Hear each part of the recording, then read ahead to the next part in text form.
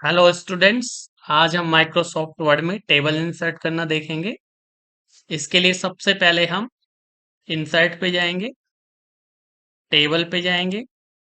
यहाँ से हम इंसर्ट टेबल पे क्लिक करेंगे। हमें यहाँ पे इंसर्ट टेबल डायलॉग बॉक्स दिखाई दे रहा है।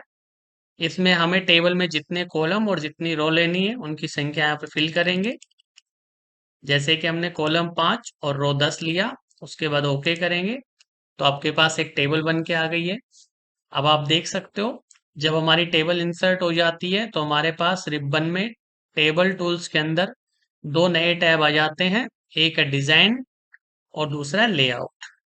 डिजाइन वाले टैब से हम टेबल की डिजाइन, उसकी बॉर्डर, उसका शेडिंग कलर ये सब बदल सकते हैं। और लेआउट वाले टैब से हम उस टेबल के अंदर मॉडिफिकेशन कर सकते हैं, यानी कि जैसे किसी रो या कॉलम को डिलीट करना हो, नया कॉलम लेना हो, नया रो लेना हो, या दो से अधिक सेल्स को हमें मर्ज करना हो, या किसी सेल को स्प्लिट करना हो, या पूरी टेबल को स्प्लिट करना हो, या रो की हाइट बढ़ानी हो, कॉलम की विड्थ बढ़ानी हो, टेक्स्ट का अलाइनमेंट करना हो, ये सारे काम हम लेआउट से करते हैं। जैसे कि फॉर एग्जांपल सबसे पहले हम डिजाइन में चलते हैं। ये हमने टेबल को सिलेक्ट किया। आप देख सकते हो यहाँ पे टेबल स्टाइल आ रहा है। यहाँ पे आप क्लिक करेंगे, इनमें से जैसा स्टाइल आप अपने टेबल पे लेना चाहते हैं आप उस पे क्लिक करेंगे, वैसा स्टाइल आपकी टेबल पर लग जाएगा। आप इंडिविजुअली शेडिंग कलर चेंज करना चाहते हैं वो भी कर सकते हैं। जैसे मैंने ये सेल सेलेक्ट की ऊपर वाली 5, यहाँ पे शेडिंग पे गए, मेरे को जैसा कलर चाहिए वो यहाँ से आप ले सकते हैं। इसके अलावा अगर आपको बॉर्डर में भी कोई चेंजमेंट करना है तो वो भी कर सकते हो। जैसे मैंने पूरी टेबल सेलेक्ट की, बॉर्डर पे गए और मैंने आउटसाइड बॉर्डर पे क्लिक किया तो देखो बाहरी बॉर्डर थोड़ा सा डार्क हो गई है। इसके अलावा अगर हम बात करें तो हम यहाँ से जो बॉर्डर का स्टाइल है वो भी चेंज कर सकते हैं। मतलब डॉट डॉट वाली बॉर्डर होगी, थोड़ा मोटी होगी, डबल लाइन वाली होगी, डैश डैश वाली बॉर्डर होगी, जैसा चाहे वो यहाँ से कर सकते हैं। जैसे मान लेते हैं एक बार के लिए कि मुझे डॉट डॉट वाली तो नहीं, ऐसा करते हैं ये वाली ले लेते हैं। ये थोड़ा सा हैवी वाली लाइन चाहिए, मैंने क्लिक किया। उसके बाद मैंने टेबल को सिलेक्ट किया, बॉर्डर पे गए और मैंने किया ऑल बॉर्डर। आप देख सकते हो सारी बॉर्डर थोड़ा हैवी आ गई डबल लाइन के अंदर।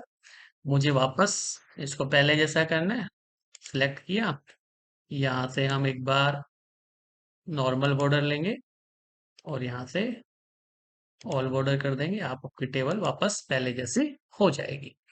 इसके अलावा अगर हम बात करें, आप कुछ सेल्स को मर्ज करना है, ब्रेक करना है तो वो भी दिखते हैं। जैसे हम लेआउट पे गए, मुझे ऊपर वाली इन पांचों सेल्स को मर्ज करना है, मैंने इनको सिलेक्ट किया। सिलेक्ट करने के बाद हम यहाँ पे मर्ज के अंदर मर्ज सेल्स पे क्लिक करेंगे तो देखो ये सारी सेल मिलके एक सेल में चेंज हो गई है। इसी तरीके से मान लेते हैं कि ये वाली सेल जो लास्ट में आ रही है इसको मेरे को दो अलग अलग सेल में तोड़ना है। तो यहाँ से हम स्प्लिट सेल पे क्लिक करेंगे और हमें किस तरीके से दो में तोड़ना है, कॉलम वाइज तोड़ना है, रो वाइज तोड़ना है। तो अगर हमें कॉलम वाइज तोड़ना है तो कॉलम में दो रखेंगे और रो एक रखेंगे। रो वाइज तोड़ना है तो रो को दो कर देंगे, कॉलम को एक कर देंगे। जैसे हम ओके करेंगे ये वाली सेल दो सेल में टूट गई है। इसी तरीके से यदि हमें टेबल को तोड़ना है, जैसे मान लेते हैं कि यहाँ से मुझे टेबल तोड़नी है, मैंने क्लिक किया और स्प्लिट टेबल पे क्लिक किया। आप देख सकते हो मेरे पास दो टेबल बनकर आ गई है। इसी तरीके से मान लेते हैं कि मुझे इस टेबल में और रो लेनी है। जैसे इस वाइट वाली रो के ऊपर एक रो लेनी है तो हम यहाँ पे जाएंगे और इंसर्ट अबो पे क्लिक करेंगे। आप देख सकते हो ऊपर एक और रो हमारे पास आ गई है। इसी तरीके से यदि मुझे नीचे लेना है तो इंसर्ट बिलो करेंगे, मेरे पास नीचे एक और रो जुड़ गई है उसमें। इसी तरीके से मान लेते हैं कि मुझे किसी टेबल में कॉलम की संख्या बढ़ानी है। जैसे ये वाली टेबल पे मैंने यहाँ क्लिक किया और मुझे लेफ्ट में एक कॉलम चाहिए, मैंने किया इंसर्ट लेफ्ट तो देखो लेफ्ट में एक कॉलम जुड़ गया है, यानी टोटल 6 कॉलम हो गए हैं। अगर हम और लेना चाहें, जैसे इसके राइट में लेना है तो इंसर्ट राइट, आप देख सकते हो राइट में एक और कॉलम आ गया है। इसी तरीके से अगर हमें डिलीट करना है, अगर हमें रो डिलीट करनी है, जैसे हमने सिलेक्ट किया कि ये सारी रो डिलीट हो जाए, या मान लेते हैं ये 2 रो डिलीट हो जाए ऊपर वाली। तो डिलीट पे गए और डिलीट रो, ऊपर की 2 रो हट गई हैं। ऐसे ही मुझे ये 3 कॉलम हटाने, मैंने 3 कॉलम सेलेक्ट किए, डिलीट, डिलीट कॉलम। आप देख सकते हो मेरे पास यहाँ पे 3 कॉलम डिलीट हो गए हैं। इसी तरीके से कंप्लीट टेबल डिलीट करना है, तो मैंने इसको सिलेक्ट किया, डिलीट पे गए और डिलीट टेबल। इसके बाद देखो, अगर हम बात करें अब, जैसे मान लेते हैं कि मेरे को इस वाली रो की हाइट बढ़ानी है, तो यहाँ से हाइट आ रहा है, हमने इस हाइट को इंक्रीज किया, तो आप देख सकते हो ये रहा, इस वाली रो की हाइट बढ़ गई है। और मान लेते हैं मैंने यहाँ पे कोई टेक्स्ट टाइप किया। अब देखो ये जो टेक्स्ट आ रहा है हमारे पास इस सेल के अंदर, यहाँ पे टॉप लेफ्ट में आ रहा है। अगर हम इसका अलाइनमेंट सेंटर में करना चाहते हैं, या राइट टॉप में करना चाहते हैं, राइट बॉटम में करना चाहते हैं, तो आप देख सकते हो यहाँ पे आ रहा है अलाइनमेंट। यहाँ पे हमारे पास 9 प्रकार के अलाइनमेंट होते हैं एक सेल में। हम वन बाय वन क्लिक करके देखेंगे तो आप देखना टेक्स्ट पे इफेक्ट आपको नजर आएगा। ये देखिए,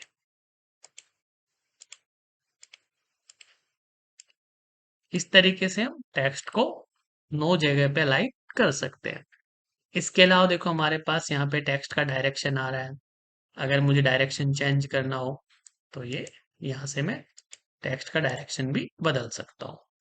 इसके अलावा देखो, अगर हमारे पास यहाँ पे आ रहा है सेल का मार्जिन, जैसे कि हम सेल में कुछ लिख रहे हैं उसके चारों तरफ खाली जगह चाहिए, तो हम यहाँ से सेल मार्जिन को सेट कर सकते हैं कि हमें सेल की बाउंड्री से कितनी कितनी जगह छोड़ के टाइप करना है। जैसे मैंने यहाँ पे टॉप टॉप में लिया 0.1 सेंटीमीटर, बॉटम में 0.1 सेंटीमीटर, लेफ्ट में भी हम 0.1 कर देते हैं और राइट में भी। अभी मैंने ओके किया, तो आप देख सकते हो इस वाली सेल के चारों तरफ 0.1 सेंटीमीटर का स्पेस छोड़ के फिर टेक्स्ट लिखा जाएगा। जैसे मैं इसको थोड़ा बड़ा लिख दूं नाम को, तो देखेंगे आप।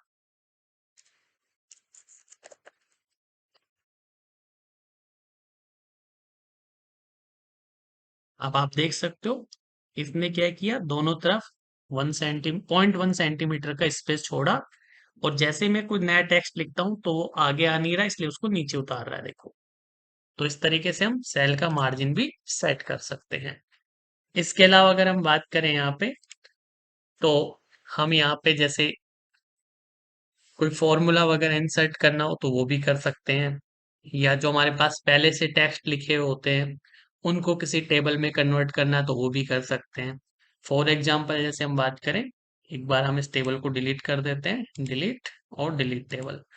मान लेते हैं आपने यहाँ पे कुछ टेक्स्ट लिखे होते, जैसे एक, ठीक है, उसके बाद हमने टैब दबाया, हमने कोई नाम लिखा, फिर से टैब दबाया, कोई नंबर लिखा, एंटर से हम नीचे आए, फिर हमने कोई सीरियल नंबर लिखा, टैब दबाया, अगला नाम लिखा, और फिर से हमने कोई नंबर लिख दिया।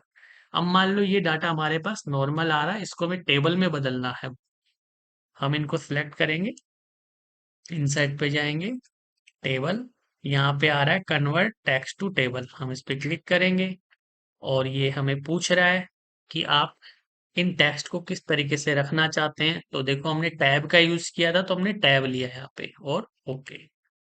आप देख सकते हो वो डाटा एक टेबल के रूप में आ गया है, जो अभी तक नॉर्मल था। इसी तरीके से अगर हम बात करें, तो जैसे हमने कोई टेबल का डाटा लिख रखा है, उसको वापस टेक्स्ट फॉर्मेट में ले जाना है, तो यहाँ पे आ रहा है कन्वर्ट टू टेक्स्ट, क्लिक करेंगे और ओके। जैसा कि टैब में लेना है तो टैब कर देंगे, कोमा में लेना कोमा कर देंगे, या अदर कोई साइन भी हम यूज कर सकते हैं। ओके करते ही देखो वापस से ये नॉर्मल टेक्स्ट में बदल गए हैं। तो अगर हम मोटा मोटा तौर पे देखें, तो सामान्यतः बेसिक काम के लिए जो टेबल हमें चाहिए वो इस तरीके से हम इंसर्ट कर सकते हैं, उसका मॉडिफिकेशन कर सकते हैं, उसकी डिजाइन आदि को बदल सकते हैं।